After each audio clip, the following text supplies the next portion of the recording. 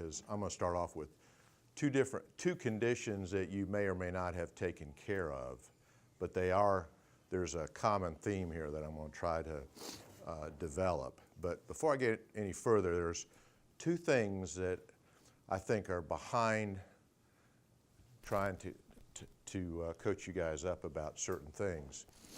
And I have two pet peeves. I've told this to the people that work in the NICU is you guys play a very important part. You are our eyes and ears, and we rely heavily on you. And so we want you to do your job. But part of doing your job is communicating with us.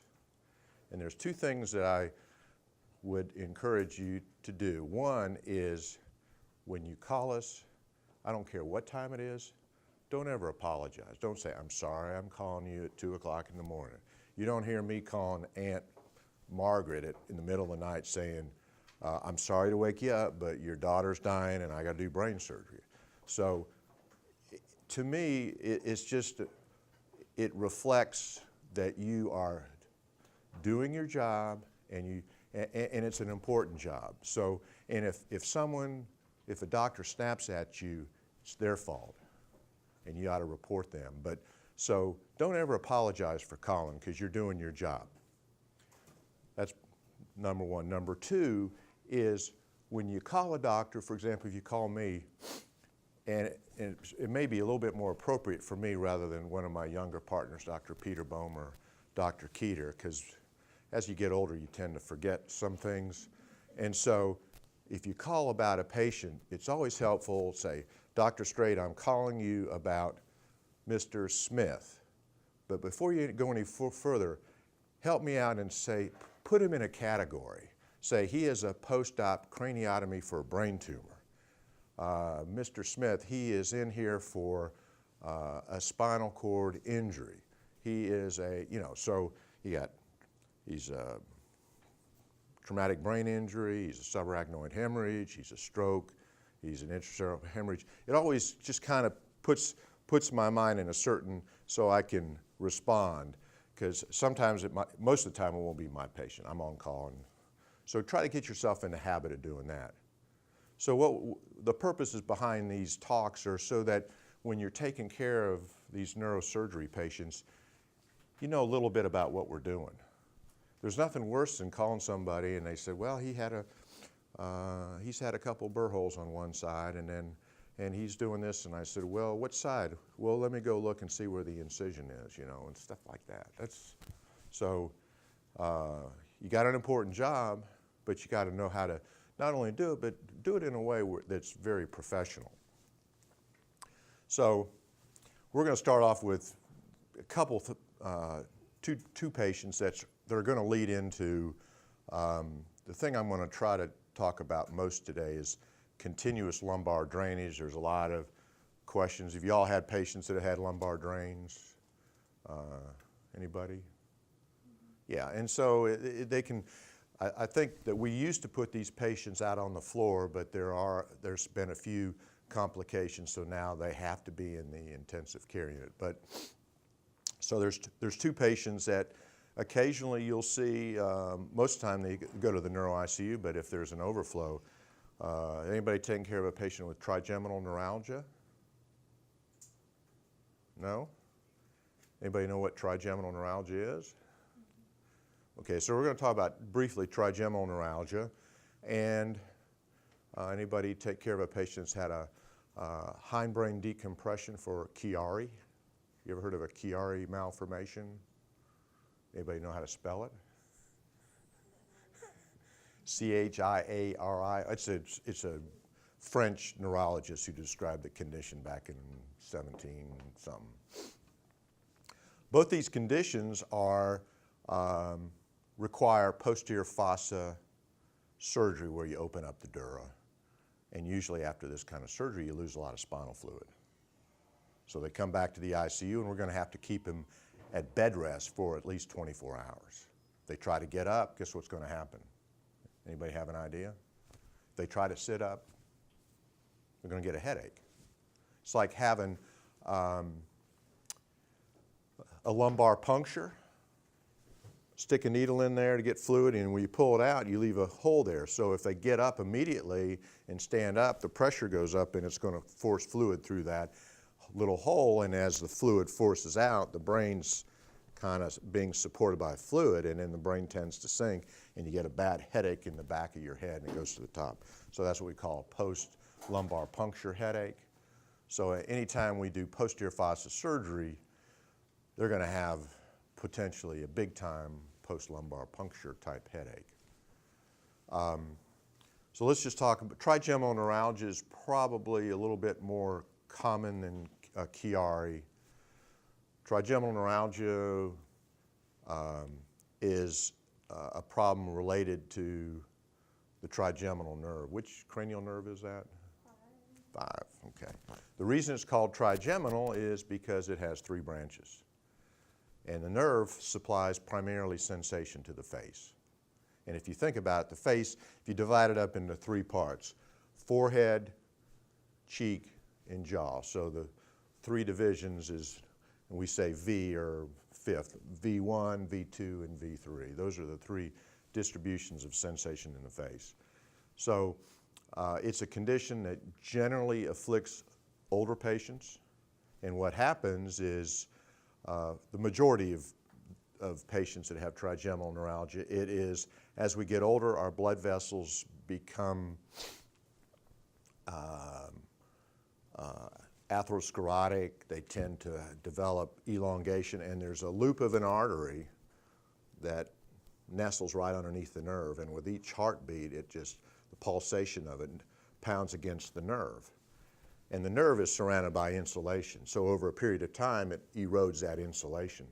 So what happens is the nerve short circuits, and it just completely sends a signal up to the brain, and it usually is like a 2-second electrical shock. So anyone drank something really cold and then all of a sudden just had that really sharp pain for a second? That's what trigeminal neuralgia is like, and most patients have that like 2,000-3,000 times a day. Most of the time medicine helps, but when medicine fails, you have 2 options. For older patients, we can do radiosurgery, which is a device, it's radiation treatment.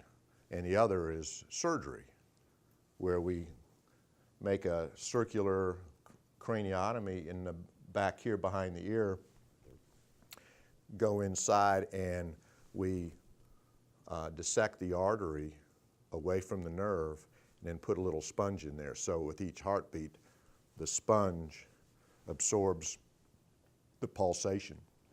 It's a good operation. It works better than any other procedure. You don't have to cut the nerve, you preserve sensation. And roughly 80% of patients who have trigeminal neuralgia have that abnormal contact.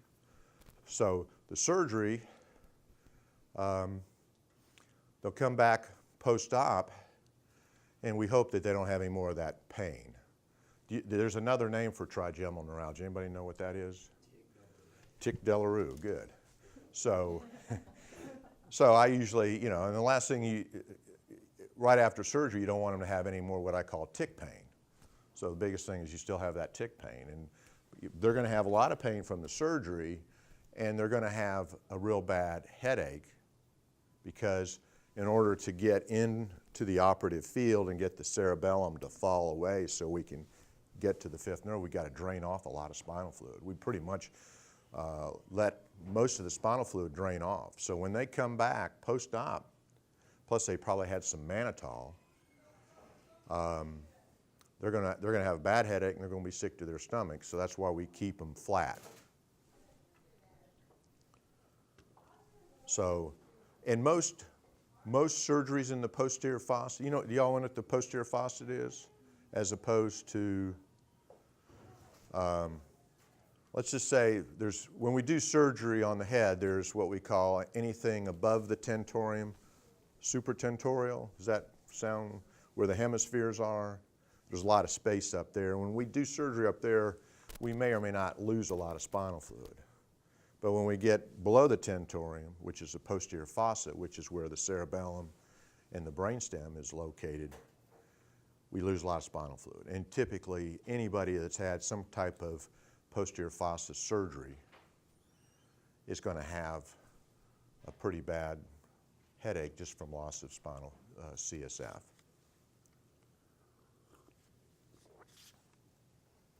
Anybody have any questions about trigeminal neuralgia? Typically, the pain is in the second and third division, so they'll have pain here.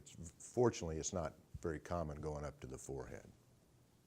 So then the only thing when I come to the ICU, if you've gone in and done a cranial incision, is just headache and pain management. What other complications can you have from it? Well, or that we should be monitoring for? That would be a change. The most is they're going to have pain, because unfortunately there's no area back here where you can kind of naturally split the muscles. We have to actually cut through muscle. So this is a very painful operation. So they're going to have a lot of pain, and then they're going to have a lot of nausea and headache from the loss of spinal fluid. Those are the two biggies, which I'll finish your question, which reminds me, when a patient comes, when you finally get the patient, unfortunately, we rarely come up to the ICU to talk with you, and it's unfortunate, because at night when I'm on call, and I usually try to go to the ICU to tell the nurse, this is someone we did a subdural on, and just kind of give you a little bit of an idea about what to expect and what my expectations are. I think that helps a little bit, so you're not really kind of, I don't know what this patient's going to do. But most of the time, those are the two biggies.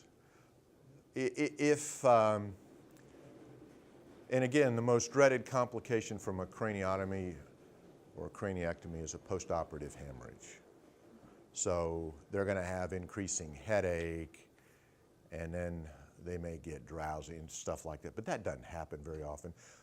Doing a trigeminal neuralgia surgery, the brain is pristine, the arachnoid spaces are easy to open up, and it's I can't recall ever having a post-op hemorrhage. So those are the two biggies.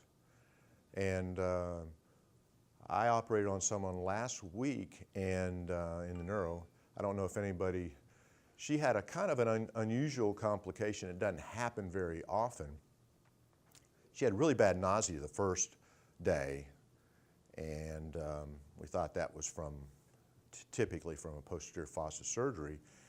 And then it continued, and then so we thought maybe it was from her medication, so we stopped the morphine and stuff. And it continued to get worse. We moved her up to the floor. She was doing fine, except she couldn't keep anything down. My PA was doing everything she could, and it doesn't happen very often, but there's a condition called a posterior fossa syndrome. And what happens is you get a little blood spilled into the space, and it breaks down into a protein, and you develop what we call an aseptic meningitis. They have symptoms of meningitis, but it's not infectious. So they have headache, and she was so frustrated over the weekend that she put this patient on steroids, and she miraculously got better. So she got to go home today, but so that doesn't happen very often. So usually for posterior fossa surgery, it is headache, nausea and vomiting, and pain. The next condition, which is a Chiari, we see a lot of patients who have a Chiari. There's a Chiari 1 and there's a Chiari 2. Chiari 2, we generally see it's more a pediatric condition, and we see it with kids that have a open spine. So the Chiari 1 is something that we see. It's more likely to be seen in young adults. Average age is in the 30s or 40s, a little bit more predominance of females. And they're probably born with it, and it tends to maybe get a little bit worse over time. And so what is a Chiari? I mean, if you look at the MRI, there's a line called the foramen magnum. That's the lip of the skull. And anything above that's considered inside the head, and anything below that is considered within the spinal canal. So when you get the cerebellum, there's two parts of the cerebellum are called the tonsils. And when they begin to protrude down into the spinal canal, if they protrude down more than 6 or 7 millimeters, that's technically called a Chiari 1. So you get the caudal displacement of the cerebellum, and then some people say it's tonsillar herniation, but it's not really herniation, but it is downward. That's the most common thing that we see is a Chiari type 1. And those patients, for the vast majority of them, that's just an MRI finding and they don't have symptoms and they don't require surgery. About less than 1% require surgery. If they have an associated syrinx or cavity in their spinal cord, those patients frequently require surgery. And it's the cavity in the spinal cord that causes them to have numbness and tingling. And that's usually the reason we do a Chiari. They have the displacement of the cerebellum. And because, if you think of it, the foramen magnum is a funnel. It comes down and then it narrows and then you have the spinal cord. And if you push the cerebellum in there, it gets really tight. And there's some complicated physiology that causes that cavity. And by enlarging the funnel, it gets rid of all that congestion and the cavity disappears. So most of the patients that come in that have that big cavity will have symptoms in their hands and arms. And it's kind of like a central cord syndrome, where it doesn't affect their legs, it's mostly their arms. And those patients generally will require surgery. So what do we do at surgery? Well, we got to enlarge that funnel. So we take off a little bit of bone in the occiput. So we do an occipital craniectomy. We take off the arch of C1 and sometimes the arch of C2. Then we have to open up the dura. Guess what happens when you open up the dura? You lose spinal fluid. And you're in the posterior fossa. So we open up the dura and then we sew a patch in there to make that funnel bigger. So these patients, again, it's like a posterior fossa surgery. So after surgery, they're going to have to be flat.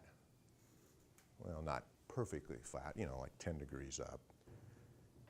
And they don't have to lay on their back. They can move from side to side. But just any time they get up, that's when they're going to get a real bad headache. And again, that usually takes, sometimes it takes anywhere from 18 to 24 hours before the brain normally replenishes that spinal fluid that's been lost. So they're usually and we have to split the muscles back there, so pain, headache, nausea and vomiting, those are the big issues for them. So that's Chiari, and those are you'll see those patients.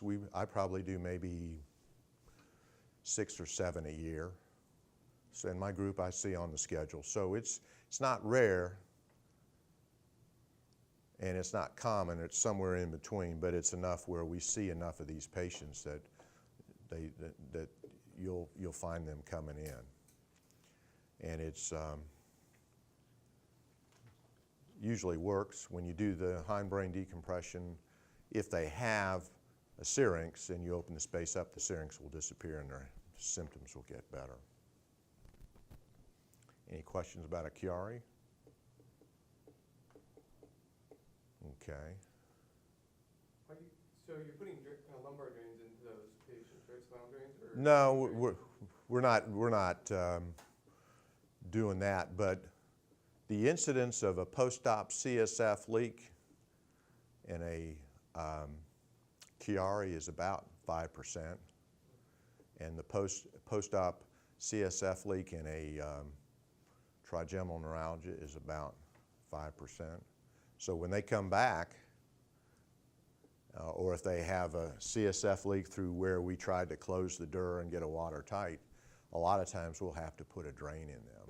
Either that or take them back to surgery to look for a little hole. But that's their biggest post-op complication that requires some form of intervention. So that kind of leads me into, just what is continuous lumbar drainage and why do we do it? There's a lot of conditions that we see where patients have a CSF leak. Probably the most common is from the surgeries the two surgeries I mentioned, or posterior fossa surgeries. The other common condition is when we do lumbar disc surgery. We may inadvertently tear the dura, or if you have trauma, patients will leak spinal fluid through their ear or through their nose. And the other surgery that is very common with a CSF leak is when we do a transsphenoidal approach to a pituitary surgery. So those are the big ones, pituitary surgery and trauma. And actually, when you put in a continuous lumbar drain, the theory behind it is if you had a balloon and you filled it up with water and the balloon was full and you had a hole, you could see where it was leaking. And as long as the balloon is full, the water will go through that hole. And as long as water's going through that hole, that leak will persist. So what we're trying to do is deflate the balloon.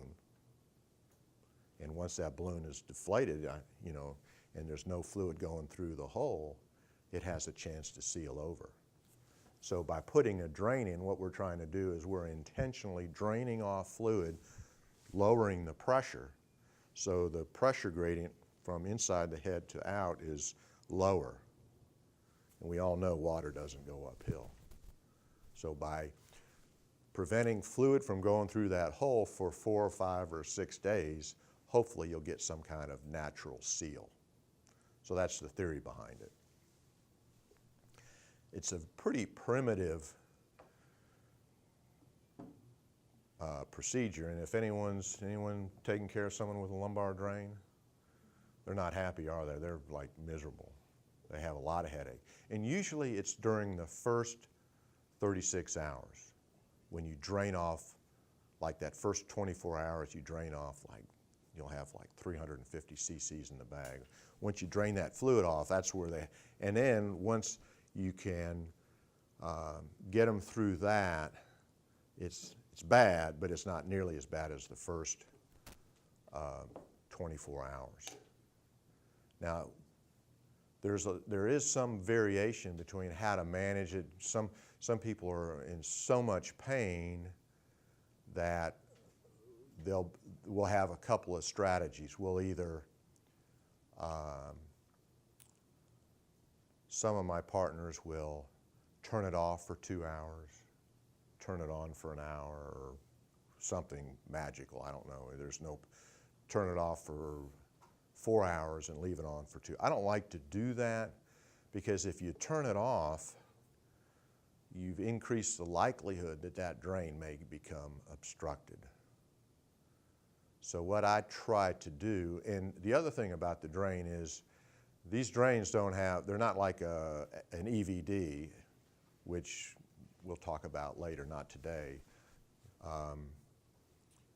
There's no valve that will control the flow. So it's really the amount of spinal fluid coming out of that drain is depending upon where that bag is. The bag accidentally falls to the floor and there's this much space between the patient and the floor. Guess what's going to happen? You're going to drain all that fluid out. And that has happened. And you say, well, so what? What happens? Well, a couple things can happen. First of all, the patient can get really sick. I've seen a couple patients develop 6 nerve palsies. And sometimes you can actually suck air back into the head and develop a tension pneumocephalus. So that's not a good thing. And that's, I think, the reason that they no longer allow patients with drains to be attended to on the floor. So the important thing is to try to keep an eye, make sure that the bag is not too much lower than where the drain is in the patient's back. And rather than, for me, I prefer if the patient is draining off too much, somehow put it level to the bed. And if they're not draining enough, I lower it. But just by changing the distance between where the tube is and where the bag is, you can pretty much control the outflow of spinal fluid. But occasionally you have to resort to either on and off, but I don't like to do that because I think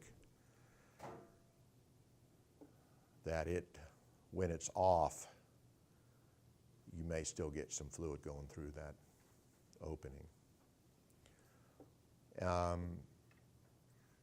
The biggest thing there is you just got to pay attention to the height of where that bag is, and patients are going to be miserable. So you have to be attentive to their pain, and we usually put them on antibiotics just so that because the ideal time is usually anywhere from 4 to 6 days to prevent fluid from going through that hole to get a chance for a seal.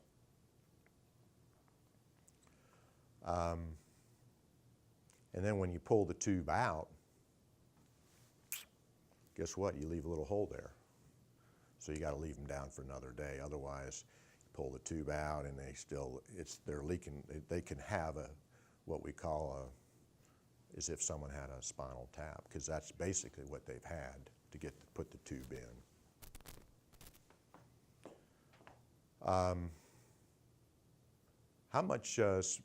How much spinal fluid do you think the brain makes in a day? 150 cc's? 300 cc's? 500 cc's? 750 cc's? 750 cc's. Yeah, in the old days when before MRI, we used to do a test called a Pneumo Encephalograph, which was required. We had to do a spinal tap. We had to drain off most of the fluid and put air in. And then the air, we would get an x-ray and the air would fill the ventricles. And usually there's about 125 to 130 cc's of spinal fluid. But the brain replaces about 7 times that much in a day. So there's a constant production and there's a constant excretion. So usually it takes roughly anywhere from 18 to 24 hours to get it completely replaced. How much does it produce an hour? You do the math, 24 divided by 750. I don't have a pocket calculator.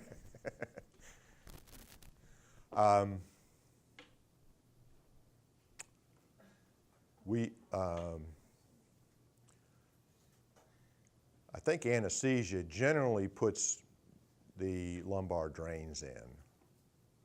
Occasionally if I have somebody that I think is going to be hard to do, we'll put them in ourselves. Anybody have any questions about lumbar drains? Major postoperative complications? From lumbar drains? Yeah, just CSF. Just over drainage and bad headache.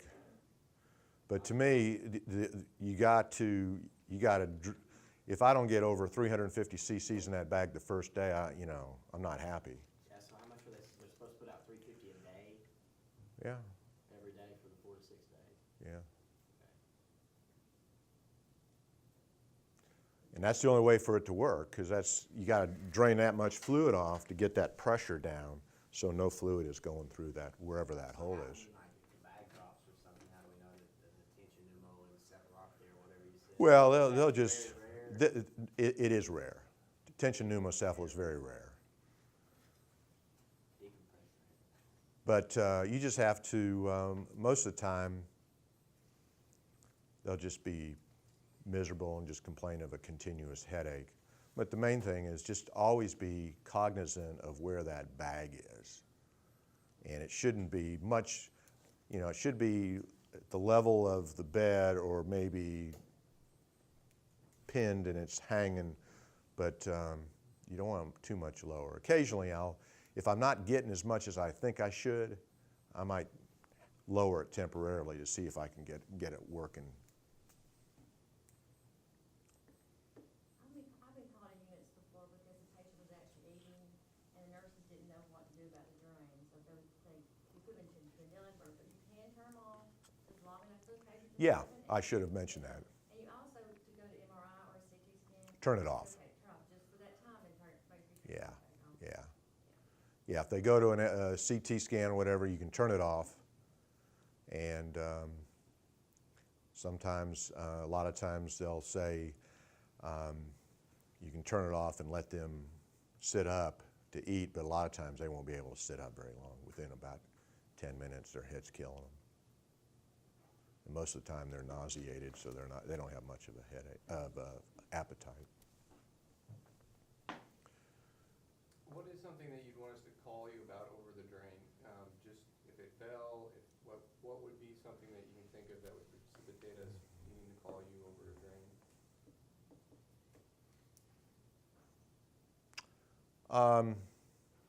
If you think the patient's having more headache, just let us know.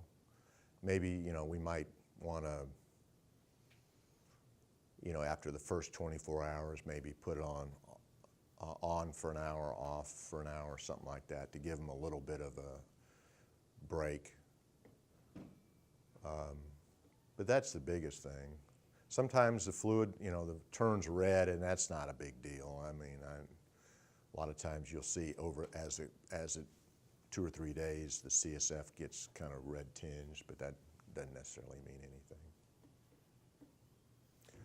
But main thing is just be really cognizant of making sure that tube does not get too far where you just opens up the floodgates. All right. Appreciate your attention. And remember, if you call me at 2 o'clock in the morning, don't apologize for calling me. Okay.